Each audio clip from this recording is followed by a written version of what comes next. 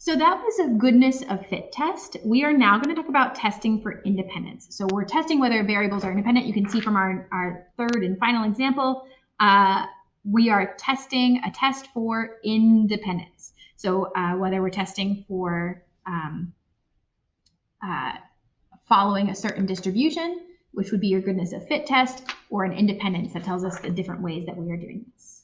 Okay, so we are still dealing with observed and expected values, but when we're talking about a test for independence, we're talking about whether two variables are independent of each other. So notice here that your language was one variable and then you had your frequency. And so when we have observed versus expected, when we're talking about independence, we're now going to have more than just one variable, not just language. Maybe it's language and age, or language and citizenship. And so we're trying to compare those two together and determine whether or not they're independent, which means that our observed frequencies will now have two different observed ones for the language as well as for the other one. And then expected frequencies, we will also have two different expected for the first variable and then for the second variable. And so in order to put them all together into one spot, we put them into a table. And that table is your contingency table.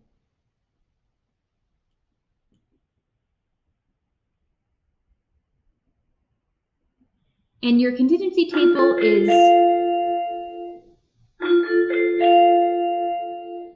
a frequency table for your two variables.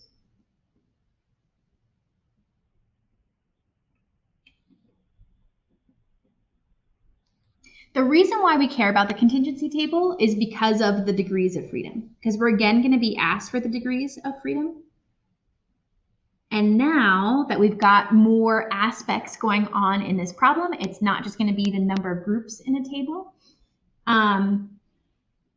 For an M by N contingency table,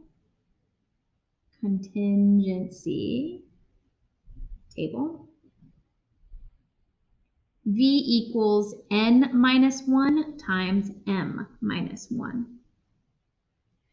Which means that if we have a table that has two different columns and three different options, that would be a 2 by 3 matrix, a 2 by 3 table. And so if you're talking about your degrees of freedom, you would do 2 minus 1, 3 minus 1, which would be 1 times 2. So your degrees of freedom would be 2. So it's just talking about the different options that you have within your table. Your expected frequencies also, so degrees of freedom, expected frequencies.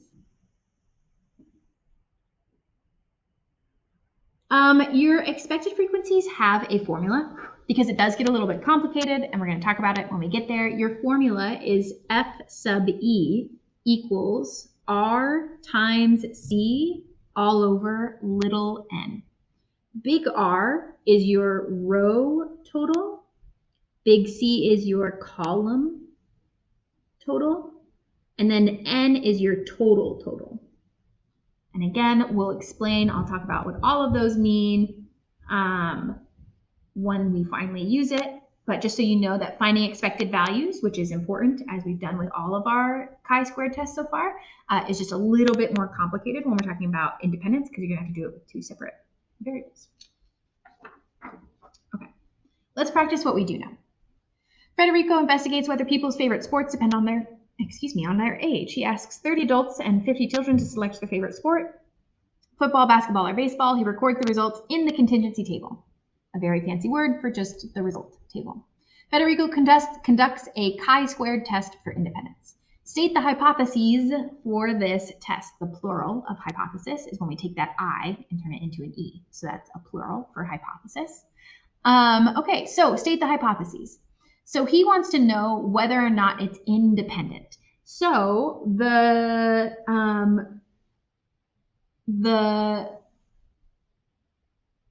null hypothesis would be that they are independent. Age and sport preference are independent.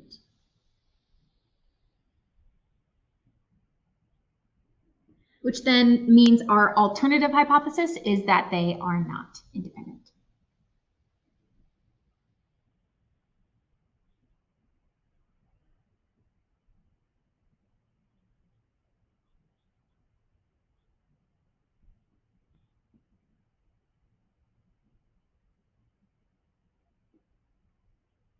Okay. We're going to find the number of degrees of freedom. So remember, with an independence test, your degrees of freedom is slightly different. It's that formula n minus 1 times m minus 1. So n is the number of rows or number of columns. It doesn't matter. We'll say that it's 2 minus 1 times then your number of rows, which is 3 minus 1, which is 1 times 2, which is 2. So your degrees of freedom here is 2. So when you've got multiple dimensions to your table, you just have to subtract 1 from each of the dimensions and then multiply them together. Find the expected frequencies and the chi-squared value. So we first need to find the expected frequencies in order to plug it into our calculator to find chi-squared. These up here are all of our observed frequencies. So finding our expected frequencies is going to be just a little bit further. So I'm going to recreate. I'm going to actually add up totals here. So the total of people who prefer football are going to be 8 plus 23. So that's 31 people prefer football.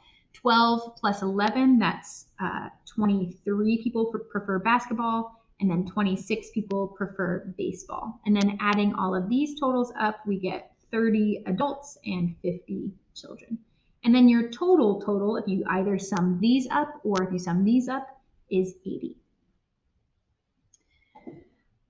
This is your first step when you're finding your expected frequencies. Remember that your formula for expected frequencies was your row total times your column total, all divided by your total. It's because it's the play off of our test for independence that we've been using so far. So our test for independence that we've been using so far, if we wanted to figure out what the probability was, so we'll do kind of like a thought bubble.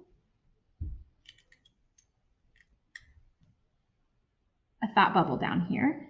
If we wanted to know what the probability was of being an adult and preferring football, we would do, for independent variables, we would do the probability that they are an adult times the probability that they prefer football, which means we would take the probability that they are an adult, which is the number of adults is 30 over 80, times the probability that they enjoy football, which is 31 over 80. And then in order to find our expected frequency, as we've done with our other ones, let me put it out here a little bit, is we take that probability and we multiply it by the sample size that we're looking at, which is 80 in this case. So we do n times that probability. So we take this probability and we multiply it by our total, which is 80.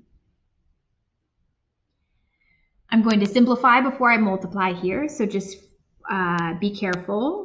Just notice what I'm doing is that I'm canceling out one of my 80s in the numerator with one of my 80s in the denominator, because if I'm going to multiply by it and then divide by it, they're just going to cancel each other out. So then what I'm left with is 30 times 31 all divided by 80. And that's the expected frequency of being an adult and preferring football. If I were to grab that value for my expected,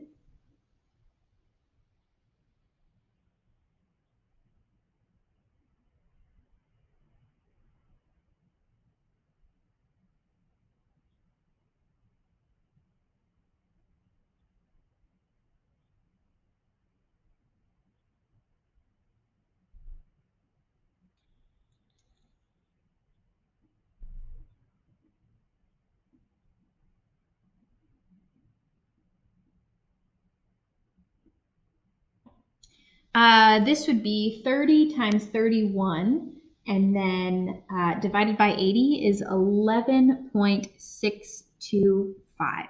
And so we would put that value here. Remember again that your expected values don't have to be a whole number, just like your averages don't have to be a whole number. And this is where your formula comes of the row total. So the row total was 31 times the column total, which is 30, divided by your actual total. It's because when you're trusting, which remember that your expected values are trusting that it is what the null hypothesis says that it is. And if it says that the null hypothesis is that they are independent, so then your expected values would be, okay, if they are independent, then what would be the expected value? And so that's what we're doing here. This is where this formula comes from, is it's using what we know about independence already in terms of probability and then just multiplying it by our total number. So if I were to repeat this process again, let's say for the basket, we would multiply the row that deals with basketball, which is 23, times the column that deals with the adults and basketball, which is 30. So 23 times 30, and then divide it by 80. That would end up with 8.625. For baseball, you would take the row total, which is 26, the column total, which is 30, multiply them together, and then divide by 80, and you get 9.75. I want you to go ahead and try and find out what is the expected value for children for football, basketball, and baseball. So this is looking at these values, the 23, 11, and 16. So for instance, your expected value for children and football would be the row 31 times the column 50 divided by 80. The expected values that you should have gotten were 19.375. That's your 31. 31 times 50 divided by 80. Basketball would have been 23 times 50 divided by 80, which is 14.375. And then baseball for children would have been 26 times 50 divided by 80, which is 16.25. Okay, so expected frequencies can be tough. Here's your formula. I don't believe this formula is in the formula packet. So maybe remembering it as this, as finding those probabilities, the probability that column A happened times the probability that row 1 happened, all divided by the total. But this is just the first part for finding our chi-squared. For finding our chi-squared for independence, so chi-squared independence on our calculator, it's just a little bit more complicated.